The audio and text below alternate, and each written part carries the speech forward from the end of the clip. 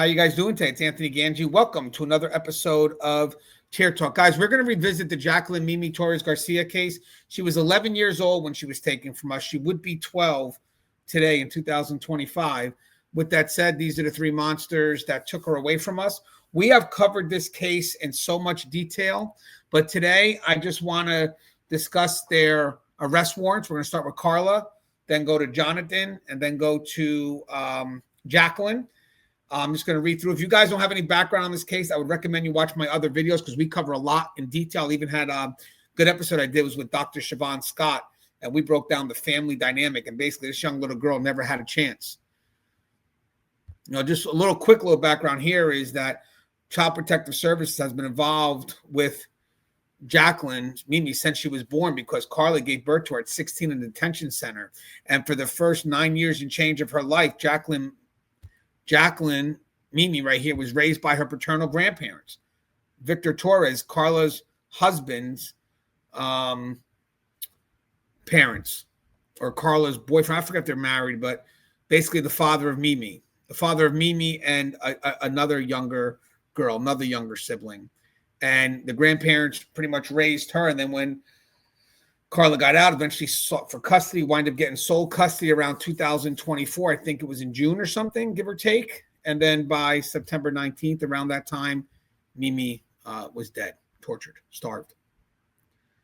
It was just hard. Jacqueline never really stood a chance, to be honest with you. She wasn't Nanita's kid, so he couldn't care. So he was probably worse than. I think Carla was jealous because I'm sure Jacqueline had a connection with the grandparents.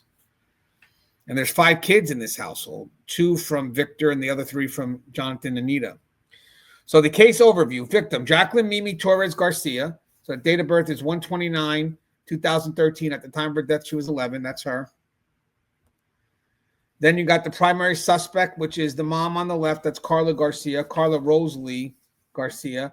Then you got the co-suspects, which I mentioned before, which is Jonathan, Jojo, and Anita. That's the guy. See, a little beaten up. Reason being is because he pretty much ran from the police and they caught him.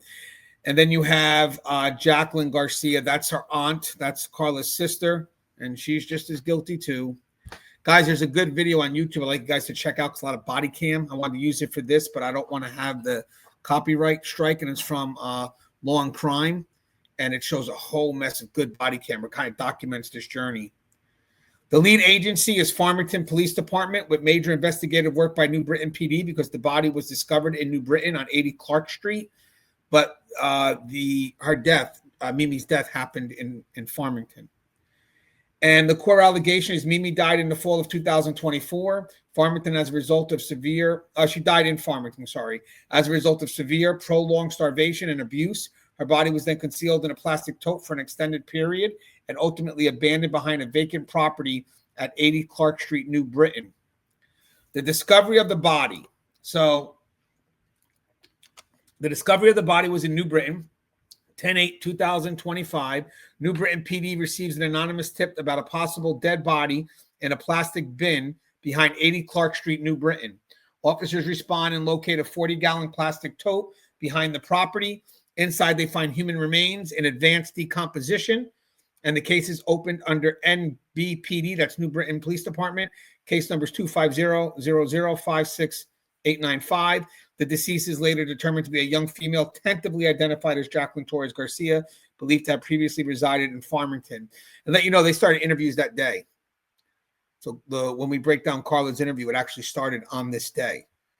They were able to figure out everything pretty much to start the process. Initial leads and vehicle identification. New Britain PD identifies 2 anonymous complainants, Cameron Davis and Shatir Abru, who provide information and a photograph of a vehicle suspected of dropping off the tote. It's a gray Acura MDX bearing Connecticut registration BR10778. Subsequent investigations links this Acura to Jonathan Nanita, boyfriend of Carla Garcia. Then you got the transfer of primary jurisdiction to Farmington PD, because I'm just talking about this part real quick before we get to the interviews. So October 9, 2025, New Britain PD informs Farmington PD that the death is believed to have occurred in Farmington. This is after they've done some interviews. Farmington PD, represented by Detective James McCowan and others, is assigned as primary agency. And Farmington investigators review New Britain PD materials, which is the Axon body cams, the interviews, video, crime scene photographs, autopsy progress, and statements from involved parties. So New Britain had started the process to figure out what happened here. And at the time, Carla Garcia, Jacqueline Garcia, and maybe Nanita, they all lived in that New Britain area too. Statement of Thalia Marrero. So that's Nanita's girlfriend. So now we're going to go back to late September 2025, approximately the 29th or the 30th. So this would be over a year since she's passed. Remember, she died September 19th of 2024. This is the statement of Thalia Marrero. The date she's talking about is going to be pretty much a little over a year, about 10 days over a year, give or take, that Mimi had already passed. So Thalia Marrero states that her boyfriend, Jonathan Jojo Nanita, date of birth 9/29/1995, picked her up in his Acura near the end of September. Nanita tells her he needs to pick something up. She recalls him driving to a cemetery, picking up a tote, and putting it in the trunk. From there, they go to 80 Clark Street, where Nanita removes the tote from the vehicle and leaves it behind the building.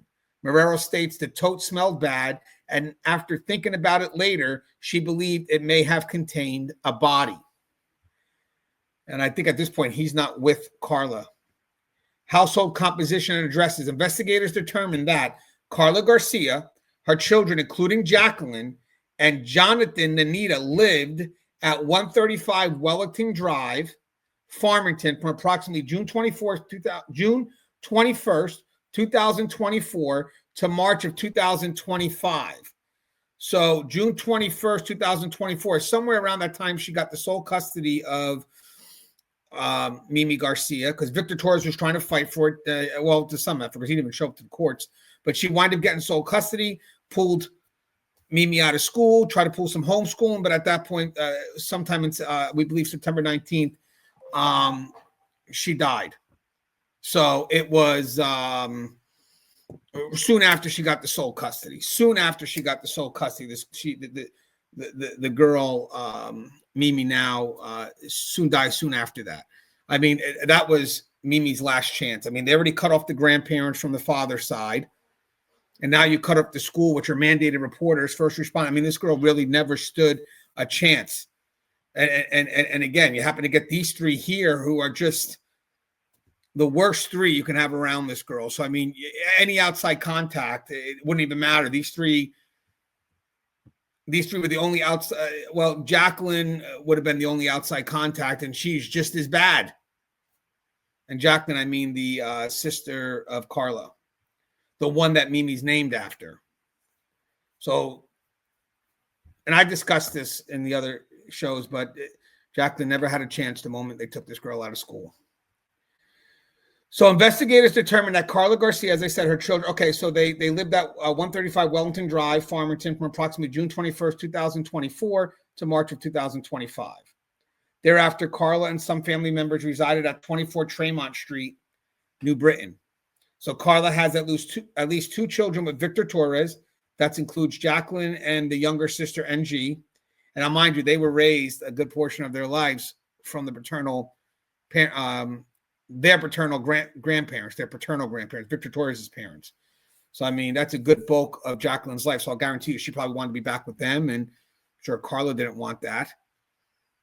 And then you got Nanita. It's not my kid anyway. So they care for this girl. And then three younger children with Nanita, identified by their initials in the warrant. So on October 9th, they did an autopsy. Dr. Melissa Pasquale Stiles, Office of the Chief Medical Examiner, OCME, conducts the autopsy under case 25-19444. The body's found. Here's how the body's found. Folded at the waist, legs flexed against torso fetal position, and it's inside the tote. Wearing female underwear with short, dark hair. Weighed approximately 26 to 27 pounds. By the way, I looked at the average weight of a girl that was around 11 years old, about 88 pounds. Observations include marked loss of body fat and muscle mass consistent with severe malnourishment. No signs of recent significant external trauma or internal bleeding sufficient to explain death. A strong ammonia odor, white, powdery substance present in the tote and on the body. Dr. Pasquale Stiles advises investigators that the findings are consistent with severe and prolonged malnourishment, not simple decomposition. And due to the condition of the body and presence of ammonia and lack of body fat, time of death is difficult to determine, but could be up to approximately 1 year prior. So that kind of puts us in the time frame of Farmington. And subsequent comparison of postmortem x-rays with medical images from the Hospital of Central Connecticut confirms the remains as Jacqueline Annette Torres Garcia, date of birth 1/29/2013.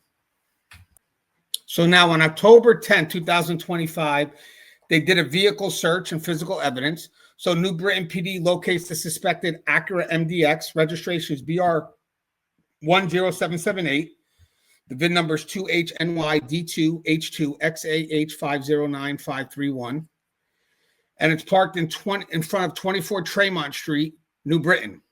So that's Carla's residence. A search and seizure warrant is executed on the vehicle.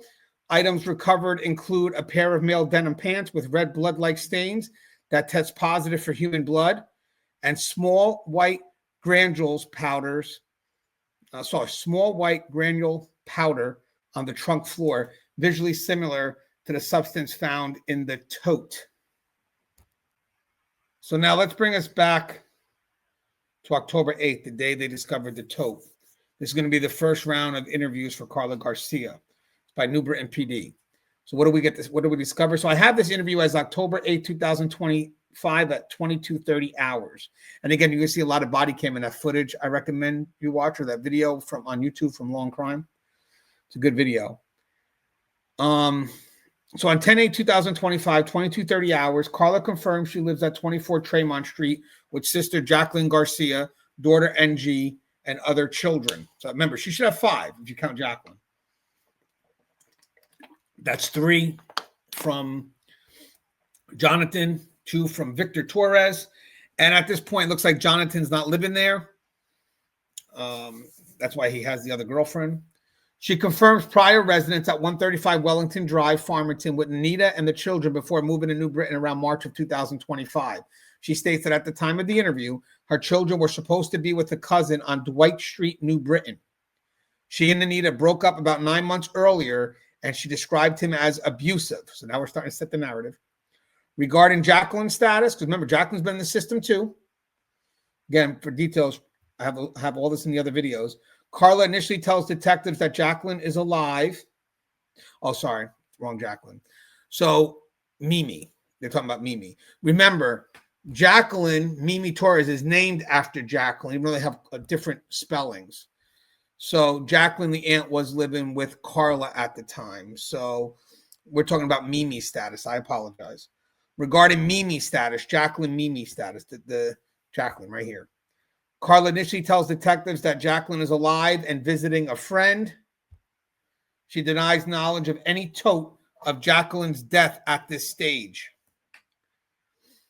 DCF younger siblings interview. So on 10/9/2025, Detective Hopkins conducts a forensic interview with Jacqueline's younger sister, NG, of Klingberg Family at Klingberg Family Center, Hartford. So that's NG should be Victor Torres's other daughter. So Jacqueline Torres, then her full sibling. NG is involved with the Department of Children and Families. During the interview, NG does not acknowledge the existence of an older sister named Jacqueline, only references younger half-siblings. And this admission, paired with school at DCF history, reinforces concerns about prior concealment of Jacqueline. Then we have interview of Jonathan and Anita, New Britain PD. This is the first and second interview. Same day, 10/8/2025, first interview. This was conducted by Officer Jillian Corwick.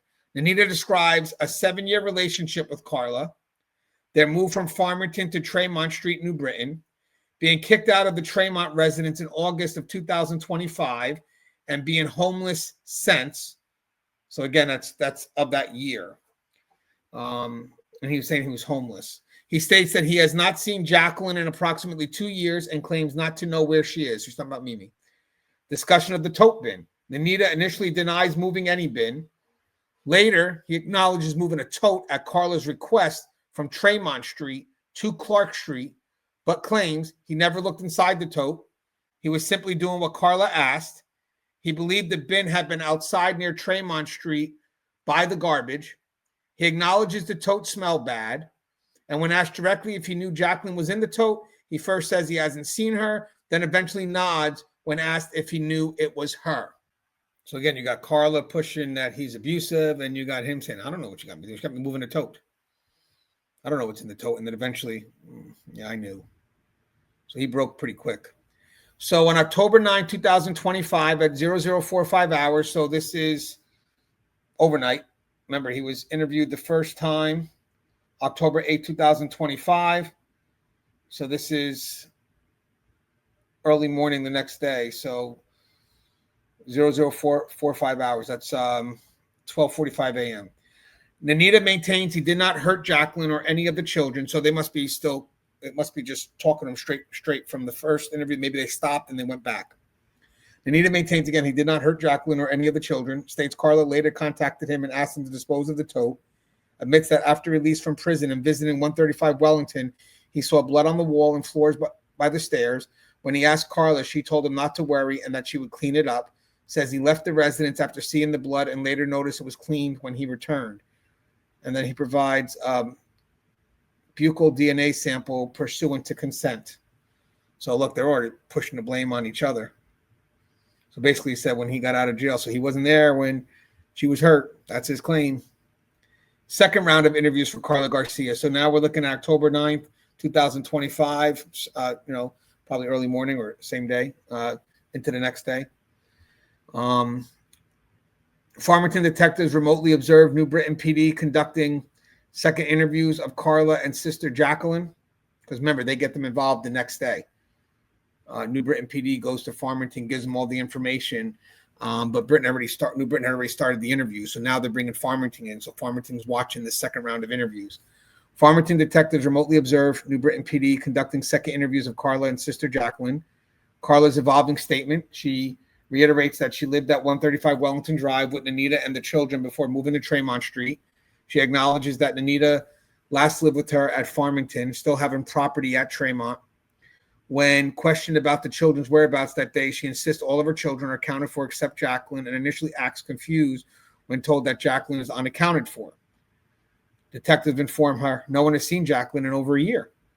They believe Jacqueline's body may be the one recovered in the tote. Account of the October 2024 incident, the stairs. Carla eventually describes that she and Jacqueline were arguing because Jacqueline was upset Carla was pregnant again. While they were walking down the stairs at 135 Wellington, Jacqueline allegedly pushed Carla, causing both to fall. Carla says she was about 6 months pregnant at the time. She claims Lanita then entered, became angry, and kicked Jacqueline in the head while she was on the floor, stomped on Jacqueline's head 2 or 3 times, picked Jacqueline up and threw her down another flight of stairs towards the basement. Carla states Jacqueline was bleeding and still moving and crying. She claims she did not interfere because she was afraid of Nanita. She says she did not see what Nanita did with Jacqueline afterwards and that he later told her he was dealing with it and instructed her not to ask questions. Mind you, the doctor who did the autopsy said there was no trauma. It was just malnourishment. There was no sign of physical trauma. So that's going to be easily debunked. Carla's condition after the fall, she reports that she sustained significant injuries to her legs from being pushed and was unable to walk or use the bathroom without assistance for about 2 weeks, blaming the child. She states that because of this, she was unable to check on Jacqueline during that period. She repeats that after the incident, she never saw Jacqueline again. Could you imagine that? Handling of questions about Jacqueline's whereabouts. Carla acknowledges that when people, including NG, ask about Jacqueline, she told them Jacqueline had run away or was staying with friends. She admits that Nanita told her to say those things and to avoid questions. So she's blaming Nanita right now. When it comes to blaming Nanita, when informed that Nanita described the events differently to detectives, Carla accuses him of lying. So you know what the detectives are going. They're first they go for your open statements, so you feel comfortable to speak. And then when they start getting all sides of the story, then they'll be like, okay, let me hear your side. Now you got to be a little bit wary because now you don't know what they've heard. So when you start to create stories, you have to kind of figure out where there's room to wiggle. So now they let her speak, and now they're coming back and saying, well, he's telling us something different. So now you start to back them into a corner. So again, when informed that Nanita described the events differently to detectives, Carla accuses him of lying. She concedes that if anyone killed Jacqueline, it was Nanita, describing the kicking and stomping sequence. And she maintains she did not know what ultimately happened to the body and claims she did not participate in disposal. Now remember, you got the medical findings versus Carla's account. Farmington detectives compare Carla's description of a lethal beating and head trauma with the preliminary autopsy results. Dr. Pasquale Stiles reports no evidence of significant recent head or internal trauma consistent with the fatal stomping incident. Primary findings indicate severe and prolonged malnourishment as the critical factor in the death. Based on this, investigators conclude Carla's narrative of sudden lethal stomping is inconsistent with the forensic evidence. They don't say lie, they just say inconsistent. Mimi's death is more consistent with ongoing starvation and neglect, combined with physical restraint and lack of care. So again, this is not, in their minds, they know this isn't a death that happened on impulse. This girl suffered. This young girl was tortured. This wasn't a moment of rage. This was minimal 2 weeks of this girl being starved and not eating and her body just failing. She was neglected at every level. So probable cause summary as reflected in the warrant. From the totality of evidence, the affiant, Detective McYowen, outlines probable cause that Mimi resided at 135 Wellington Drive, Farmington, with Carla, Nanita, and other children during 2024. During this period, Mimi was subjected to prolonged malnutrition, physical restraint, so zip ties, and abuse, leading to her death in the fall of 2024. After her death, Carla and Nanita failed to report the death, kept Mimi's body inside their residence in a tote or similar container, and later moved it during or after relocating to New Britain. Around late September of 2025, at Carla's request, Nanita and his girlfriend transported the tote from near 24 Tremont Street to behind 80 Clark Street, abandoning it at the vacant house.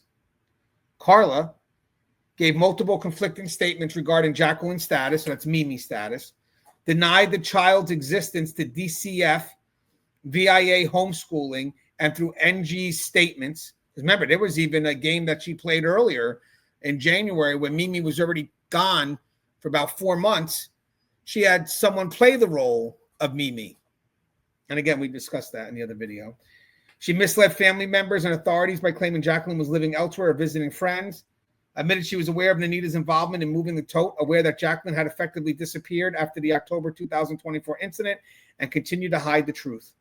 Physical evidence, including the autopsy results, the state of the remains, the jeans with human blood, and the white powder in the vehicle, supports the conclusion that Mimi was starved, concealed, and left in the tote. Based on these findings, the court is asked to issue and does issue an arrest warrant for Carla Rosalie Garcia on the listed count, including murder with special circumstances, conspiracy to commit murder with special circumstances, risk of injury to a minor, intentional cruelty to a child, unlawful restraint, tampering with evidence, and improper disposal of a dead body. Okay, so that is the arrest warrant for Carla Garcia. That is her story. That is what she said, and you could see the blame game here from both sides, just going back and forth. So let's do Jonathan. So Jonathan Abel Natina, that's the mother's ex-boyfriend at this time. His charges were, he's charged with murder with special circumstances, conspiracy to commit murder with special circumstances, risk of injury to a minor, first degree unlawful restraint, intentional cruelty to a child, and then the more recent ones were tampering with evidence, that's out of New Britain, and improper disposal of a dead body, that's also out of New Britain. Okay, so these charges cover his alleged involvement in both Mimi's death in Farmington and the disposal and concealment of her remains in New Britain. So let's talk about the timeline, the abuse, the death, and the concealment. Life in Farmington, fall of 2024. So again, this is pulled from the arrest warrant. Nanita lived with Carla Garcia and the children at 135 Wellington Drive, Farmington in 2024. According to both Carla and Nanita, the household was chaotic and violent. Multiple neighbors had called police for noise, yelling, and threats in late 2024. And there's a video on that as well, if you guys want to check that out. I think that's also on Law and Crime, but I actually may have that one as well. I may have done that one as well. Carla later claimed that in October 2024, while she was 6 months pregnant, she and Mimi argued on the stairs. She said Mimi pushed her, causing them both to fall. From here, Carla alleges Anita became enraged, kicking Mimi in the head, stomping her multiple times, and dragging her away. So Nita denies all of this, but investigators carefully documented Carla's accusation because it became central to the timeline. That's why I wanted to do Carla's first, because she was the first one I saw that they interviewed. Anita's account of seeing blood, because remember, he said he saw blood when he got out of prison. Anita stated that in late 2024, after being released from prison, he went to the Farmington condo and saw blood all over the walls, blood going up the stairs, a lot of blood everywhere. Carla, her sister Jacqueline, and the children were in a bedroom upstairs at the time, but Mimi was missing. Anita said he asked about Jacqueline, but they told him they didn't know where she was. He panicked, left, and later returned to see the blood had been cleaned up. He says he never saw Mimi again after that visit. This places Anita at the home shortly after Mimi's likely death time frame. Body stored, then moved. The warrant establishes the path of Mimi's remains. Kept in the basement at 135 Wellington Drive in Farmington, moved to 24 Tremont Street, New Britain, then placed behind 80 Clark Street, New Britain, inside a tote, found on October 8, 2025. Anita's role in these movements is documented in details and is central to the charge. Late September 2025, the final disposal. Hold on, I just lost my place. Where am I? Anita says Carla contacted him 2 weeks ago, approximately between September 29th and the 30th of 2025, and asked him to move a bin. So that's consistent with Anita's girlfriend at the time. He had recently become homeless after Carla kicked him out in August. According to his girlfriend, Thalia Marrero, he picked her up, drove to Tremont Street, and loaded a large tote into the trunk of a gray Acura MDX. Marrero said the tote smelled bad. She later realized it probably had a body in it. Anita said he first tried to hide the tote at a cemetery but couldn't find a place. He then drove to Clark Street, removed the tote from the vehicle, and abandoned it behind a vacant home. He claims Carla told him to do it. Key statements of Anita. Anita gave multiple interviews on October 8th and 9th, 2025. His statements changed significantly as he was confronted. His initial claims was he knew nothing. He just moved the bin. He said it was Carla's idea and he was helping her. He denied knowing what was in it, in the tote. When asked directly who's in the bin, Anita shrugged and said he didn't know. Detectives repeated the question. He then nodded that he did know. Remember that he broke. He eventually admitted he knew it was Mimi. So the contradictions is his story repeatedly shifted. At first he said Carla made him do it. Later he said he didn't know what was in the bin until someone hinted. Then he said Carla never told him, but he figured it out. He claimed he wasn't at the cemetery, then later said he was, then corrected himself again. He said he hadn't seen Mimi for 2 years. Then he said he last saw her early of 2025, which obviously that can't be true because she died in September of 2024. Detectives noted this inconsistency throughout the warrant. Responses to Carla's accusations about the abuse. When detectives told Anita that Carla said he kicked Mimi in the head, stomped on her, dragged her down the stairs, killed her, Anita vehemently denied it. He repeatedly said, I would never hurt a child. I didn't hit the kids. I didn't kill Jacqueline. He admitted they used zip ties for discipline, but denies causing fatal harm. It's funny how he said, I would never hurt a child, because maybe in his mind, hurting a child is beating them, not starving them. Maybe starving them is a passive way of killing a child. But in his mind, I would never hurt a child. Maybe he wouldn't beat the child up, but he sure was involved in this aspect of her dying. I mean, I would have followed up with that. Well, what do you mean by you would never hurt a child? Explain to me what hurting a child would be. And I bet you he would push more towards the physical. Putting the hands on him, putting his hands on her. He made they use zip ties for discipline, but denied causing fatal harm. No, he let her suffer. This was about power for him. He had the power to take away her ability to eat, her ability to be nourished. DNA cooperation. Anita signed, but if you think about it, this is all about power and control and torture, because that's what power and control is, right? You seek for power and control. That definitely is. It is what torture is, right? It's about power and control. Torture is about power and control, and that's 100% what this is about. DNA and cooperation. Anita signed, because sorry, I keep on cutting myself off. When I talk about power and control, especially related to this aspect of torture, a lot of them said, well, she had to be disciplined. She was problematic. And they say that she would act up. So this is their level of power and control over her. Anita signed a consent form for DNA collection. Detectives noted this cooperation. However, they also stressed that he lied repeatedly during the interview. I didn't do it. Carla made me do it. When the child's father confronted him by phone after the body was found, Anita said, Carla made me do it. So I guess at one point, Victor was able to talk to Anita.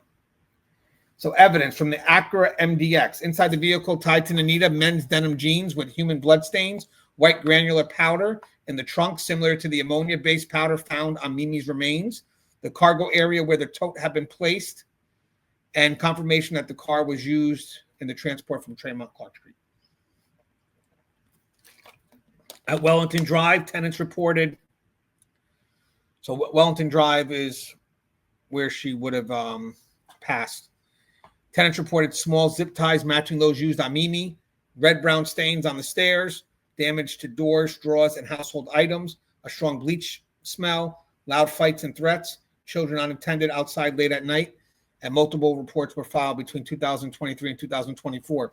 So again, there were people that were probably living in that area when they lived there, but also the tenants that moved in after. The tenants that moved in after may have saw the stains and the zip ties.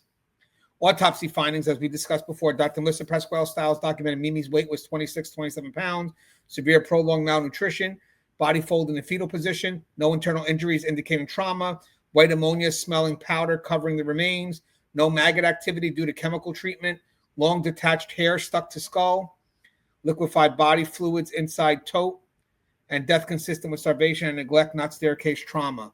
This undermined Anita's claim that the death occurred via fall. Let me follow up on that. Hold on 1 second. This undermined Anita's claim that the death occurred via fall. Sorry, guys. I had to go back to one of my notes. So Anita did mention a fall, but only in a very limited, vague way, and never the way Carla described it. He never gives a detail that she fell down the stairs like Carla said. He does not describe a staircase fall like Carla does, where she claimed Mimi pushed her and they both fell. So he never supports that version. The only time Anita referenced the fall is very subtle. In one of his early statements, he vaguely said something along the lines of he thought Jacqueline got hurt or something happened to her involving a fall or injury when he wasn't there. But he never confirmed she fell. He never gives any description of the event, and he never says he witnessed it. It's more like he was repeating or accepting something Carla told him, not something he actually saw. And then later, when confronted with Carla, she fell down the stairs, so he denies it, as we talked about. So Anita never truly claimed Mimi fell. It's kind of vague. All right, that's why I missed it. Where am I? So again, he said it, but vaguely. But the person that really said that Mimi fell would have been Carla in her narrative. And then you have in that narrative also Jonathan stomping on her head. Now the girlfriend of Nanita, she confirmed Nanita picked her up, drove to Tremont Street, loaded the tote. Tote smelled really bad. He tried cemetery first. He abandoned the tote on Clark Street, and her testimony directly ties him to disposal. I got a little scenario on this. So I couldn't get, when I've been looking this up, the time frame of how long it was at the cemetery to before it got to Clark Street. Some of the older stories, and it was very confusing for me, made it look like it was at the cemetery for a longer time, that there were people that was watching it and all. It looks like it was all done in that at the end of September. And I have reason to believe, and I could be wrong, but there was some rumor mill that maybe he tried to go to the cemetery and bury it where there was a relative of his, I believe. But I don't know how true that was. Maybe that became too much work. And then he decided to just kind of drop it off behind an abandoned building, which kind of makes sense a little bit, because you find out that, you know what, I can't dig this. I can't dig deep enough. This is too much. And it's too much work. And then eventually just trying to find a spot where you can hide it somewhere. And the funny thing is, these abandoned buildings, they got to check on these more. That's another concern here. You know, the people that own those buildings should be checking on them. So her testimony directly ties him to the disposal. So that's the lead witness for that. She connected him to disposing the body.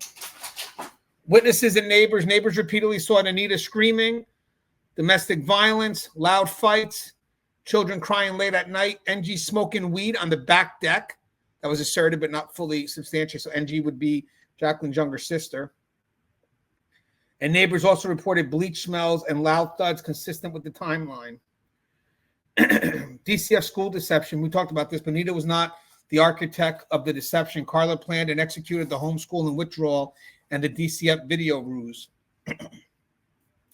But Anita supported the cover-up through confirming Mimi was being homeschooled, agreeing with Carla's story about Mimi being with friends, and not reporting Mimi missing despite claiming he hadn't seen her for up to 2 years.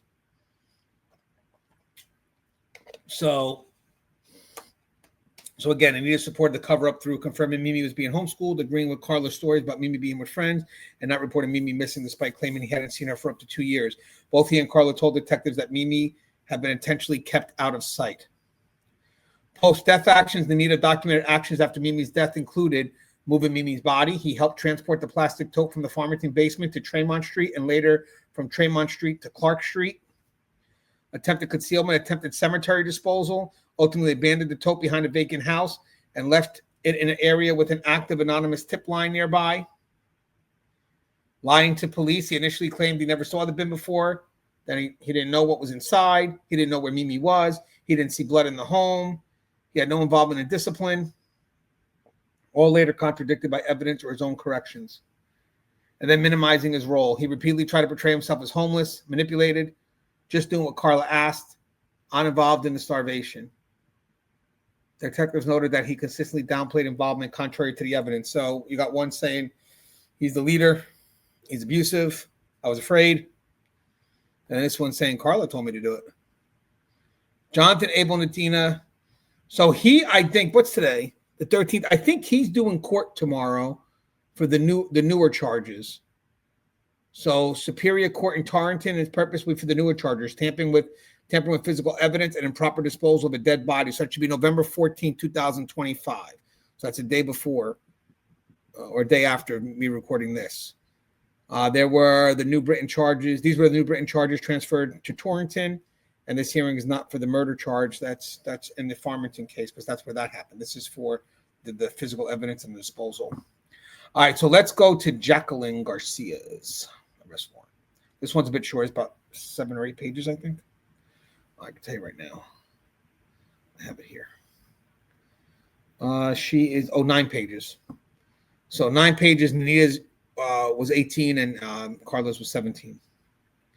So Jacqueline Garcia, that's the sister, the aunt.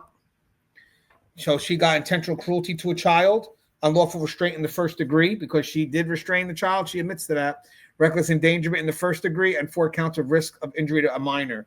These charges relate to a direct participation in restraining, abusing, and neglecting Jacqueline Mimi Torres Garcia and for failing to report ongoing abuse that she witnessed inside the Farmington home. Timeline, so abuse, witnessing, and failure to report. So summer of 2024, Jacqueline sees Mimi alive for the last time. Jacqueline reports the last time she saw Mimi alive was late summer of 2024, likely August. She was living at 135 Wellington Drive in Farmington with Carla Garcia, Jonathan, Anita, Mimi, and Mimi's younger siblings. Jacqueline moved out to New Haven shortly afterwards. Got herself out of that house. Fall of 2024 timeline when Mimi is believed to have died. We think it's sometime September 19th of 2024. Both Carla and Anita told investigators Mimi died in the fall of 2024 at the Farmington address. Jacqueline was not in the home at the moment of death, but her knowledge of the abuse and failure to act took place before that period and after she returned in 2025. Late in 2024 to early 2025, Jacqueline returns, does not question Mimi's absence. Jacqueline returned from prison on August 15th of 2025, moved in with Carla on Tremont Street, which is in New Britain, and never saw Mimi, but did not contact police or DCF. So she was living there for a month and a little over a month. And I like that. Never saw Mimi, but also never called police or DCF. She said Carla told her Mimi was at a friend's house. October 2025, police interviews. Jacqueline was interviewed on 10/8/2025. She was a bit inebriated with slurred speech. So they did another one on 10/9/2025. Second interview, she's more coherent.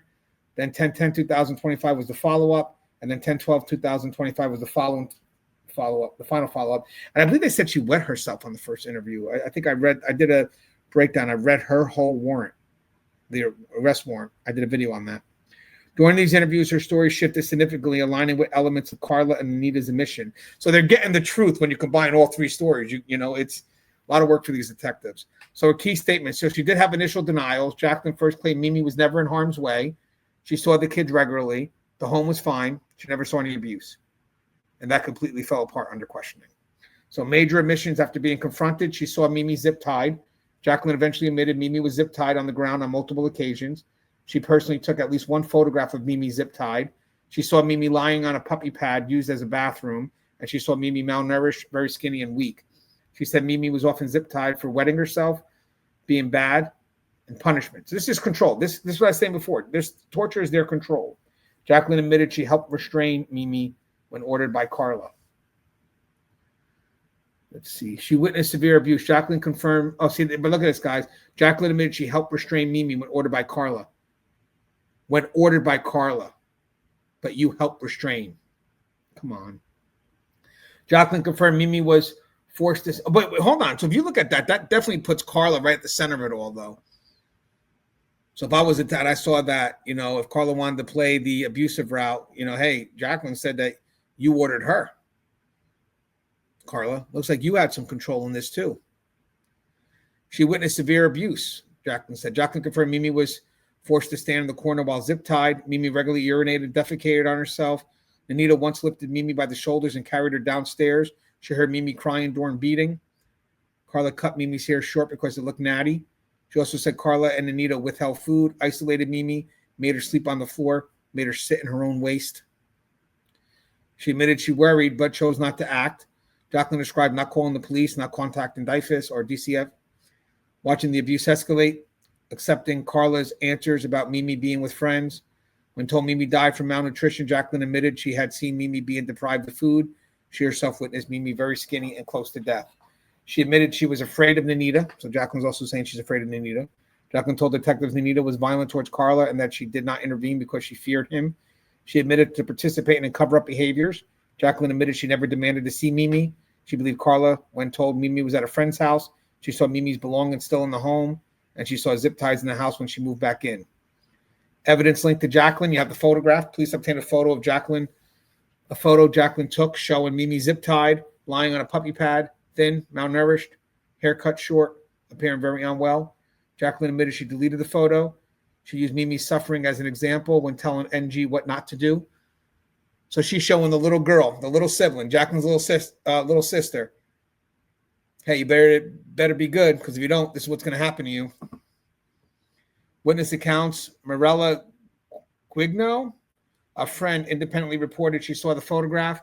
Mimi was extremely skinny. Mimi was zip-tied. Mimi was lying in her own waste. Condition of the home. When homeowners moved into 135 Wellington after Carla had left, they found puppy pads, cleaning supplies, red-brown stains on stairs, a twin mattress in the basement, damaged doors and handles, small zip ties on the air conditioning unit. Their description lined up with Jacqueline's statements. DCF school deception. Jacqueline was not the primary planner. That was Carla, but she was fully aware of Mimi being withdrawn from school, Mimi's absence being explained as staying with friends, Carla lying to DCF, Carla lying to Mimi's father. Jacqueline did nothing. Despite her own 2023 conviction for risk of injury, that was her child too. Her prior involvement with DCF for parole supervision, knowing the signs of abuse intimately, she still failed to protect Mimi. They're all going to have their own lawyers, because I'm assuming they're going to really come after hard. Even though Jacqueline's 100% involved in this too, they're going to come after Carla and Anita. Their stories are going to be a bit divided. They're going to have two separate lawyers. Jacqueline's the one that can piece them together, and she should get time too, but I think they're going to work with her to get the other two. Maybe.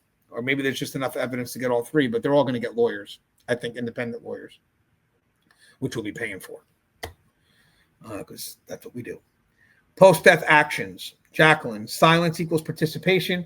Jacqueline had multiple opportunities to report. When she moved in during summer of 2024, she could have said something. When she left for New Haven, when she returned from prison in August 2025, when Carla could not produce Mimi, when she observed zip ties still in the home, when Mimi had not been seen in over a year, and she never acted.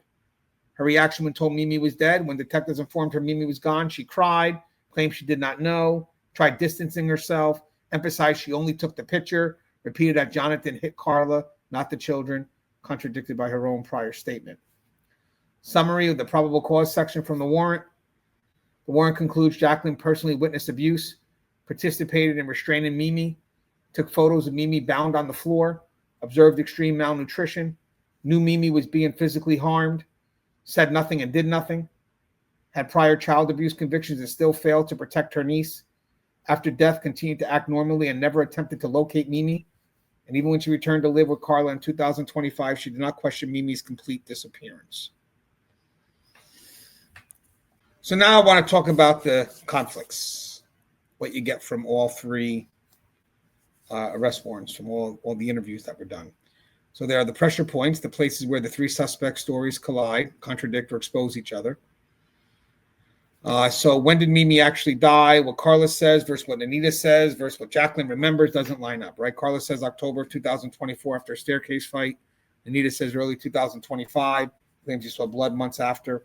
And Jacqueline says August of 2024, end of summer, maybe earlier. So obviously they all can't be right. Everyone's given different timelines to protect themselves. And obviously we know they're lying. Question I have for us to think on is, what does it say about the household that no one can even agree on when a 12-year-old died? Because they're all pushing the blame. They are all pushing the blame because they know that death, the starvation, that's torture. That's not an impulse. That's not anger. That's slow torture. That's slow torture. That's life in prison, minimal. The fatal injury, who's blaming who? This is where the contradictions get huge. Carla blames Anita for beating and killing Mimi, which goes against what the autopsy results were. Anita denies everything and blames Carla and sometimes Jacqueline. And Jacqueline just kind of points at both. The autopsy shows no blunt force that led to a fatal injury, only starvation. So remember, you have the story about a violent staircase killing that doesn't match medical evidence. Then you have Anita claiming he never hurt a child, feels just very self-serving. And again, explain hurting a child. Letting her starve. That doesn't count as hurting a child. Not feeding them. And Jacqueline's the one claiming the least involvement, is the one confirming both adults abused Mimi. That's what I'm saying. They may lean on her a bit. We'll see how that goes. But what do you guys think? 3 separate lawyers here, public defenders, and 2 vendored out. Is Carla exaggerating? Just question for thought. Is Carla exaggerating Anita's violence to deflect from the starvation? I think so, 100%. I think so, 100%.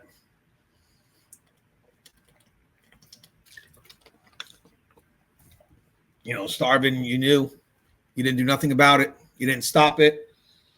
You're probably the one that is behind the scenes doing it.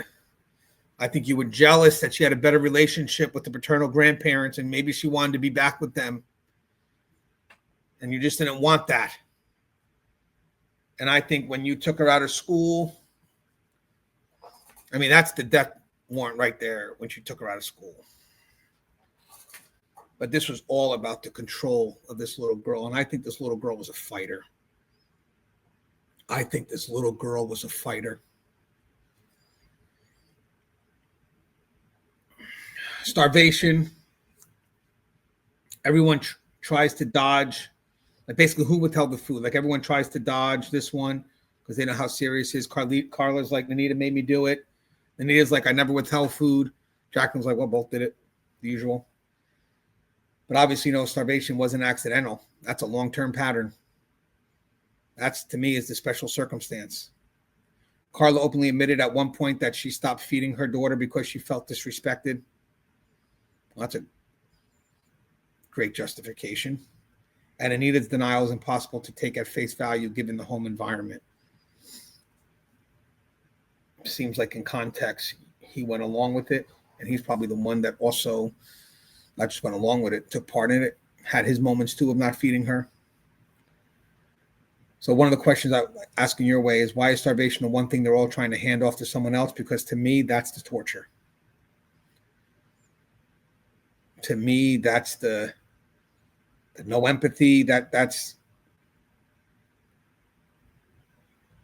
to me is what is the most horrendous thing of all this. They let the girl die for 2 weeks. And nobody in this damn household did anything.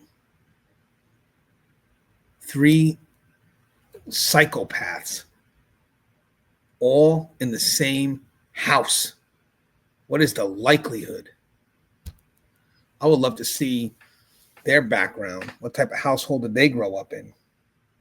Then you got the zip ties. This is one of the worst parts of the case and the source of major contradiction.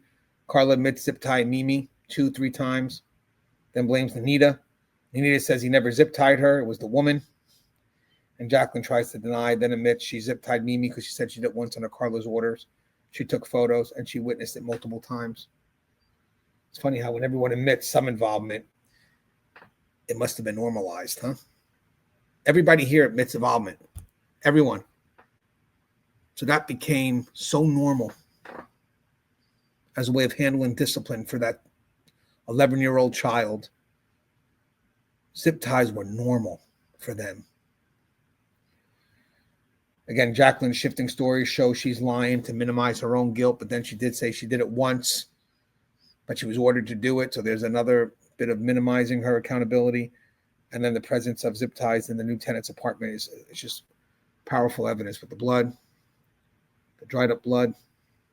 How often does long-term abuse, question for us, how often does long-term abuse create a group delusion where everyone believes they're not the worst one? Well, because they're all kind of like groupthink, right? They're all involved. Imagine getting to a point where at that moment, see, it's funny. It's funny because when they're the ones that have to be held responsible, they're all quick to blame each other because they know they can't do what they did in the house when Mimi was still alive, was blame her for everything that was happening. Because they knew no one believed that. You can't blame an 11-year-old child for things that you've done to them. But I will guarantee you, in that house, when all this stuff was being done to Mimi, that's what they did. Everything they did was that's because it was your fault. It was blamed on Mimi, and they probably told Mimi that the reason why you're zip tied, the reason why you're not eating, the reason why you're peeing on a pad, it's your fault. Blaming a kid, and they all agree you can blame a kid, and this is the outcome. It's not her fault. She's with animals, psychopaths. But then when you get into the system where there's real adults, you don't blame the child anymore because you can't. You all knew what you were doing was wrong. What happened to the body? So here's where their lies are the sloppiest. Anita admits moving the tote, but pretends he didn't know what was inside. Carla claims she never touched it and didn't know the remains were inside. And Jacqueline says she didn't even know Mimi was dead. We got the tote that smelled strongly, but I guess nobody thought to check it. Carla claims pregnancy prevented her from going to the basement, yet she actively tells people Mimi is with friends. So it's funny, you said you haven't seen her, but you're telling people she's with friends? I'm not understanding. And Anita's story about just helping is classical disposal minimizing. Carla, a question for us. If Carla truly believed Mimi was alive, why was she spraying ammonia over a decomposing body? I mean, there's really nothing to answer there. It's what she did. So for DCF schools and family, this might be the clearest indicator of shared guilt. Carla orchestrated everything, homeschooling, email, fake video calls. She's staying with friends. Anita went along with it. Jacqueline, with her own DCF history, still didn't report anything even after seeing zip ties. So this was technically from all of them, this was coordinated deception. And their silence was participation, all of them. And then you have Jacqueline's DCF involvement makes her failure to act even more disturbing because she knows what the system expects. So how much responsibility does a bystander with prior child protection involvement have? They should know better. A zero tolerance. But this goes to show you guys, consequential deterrence is not enough. Is that how you try to motivate people? Thinking that, you know what, they'll do the right thing next time because if they don't, we're going to come at them. Yeah, okay. The moment they feel they can't get in trouble, that's who they really are. Consequential deterrence, it's conditional. When you have all three of them sharing the same secret, in her mind, there was no chance of getting caught, so no one did nothing. The condition of the home. Neutral witnesses, the new tenants, contradict all the suspects. They saw blood-like stains, zip ties, bleach, damaged furniture, a mattress in the basement, garbage everywhere, chemical smells. And just to make sure this isn't consistent with one moment of violence, this is long-term abuse. So when you see something like that in the house, this is long-term abuse. This is not the pattern of a one moment of impulse. And then multiple neighbors reported screaming, arguing, and threats. How much of this should DCF have caught earlier? A lot of it. And that's why they're trying to push into Mimi's laws. It needs to have more oversight, especially the homeschooling aspect. Not to step on the curriculum, but when you're homeschooled, you got to still have that mandated oversight, because those are one of our official mandated reporters if something's going on with those children. I think COVID changed everything where people just act out of convenience. It's more convenient now to do video conferencing than it is to go at the homes. And if it worked then, it could still work now. No, guys, we're back to where we need to be. Let's get out there. Let's do whatever incentives we get to more people to want to do this job so we can cover the many caseloads so this doesn't get forgotten. Because to be honest with you, Mimi was forgotten. This little girl was forgotten. Sadly, she was forgotten in the hands of these three. What each person claims about their own role. This is the triangle of guilt. Carla, I was afraid. Nanita, she made me do it. Jacqueline, I didn't know anything. 3 adults, 1 dead child. Everybody's suddenly a victim, and each admission contradicts someone else's denial. See that? Each admission contradicts somebody else's denial.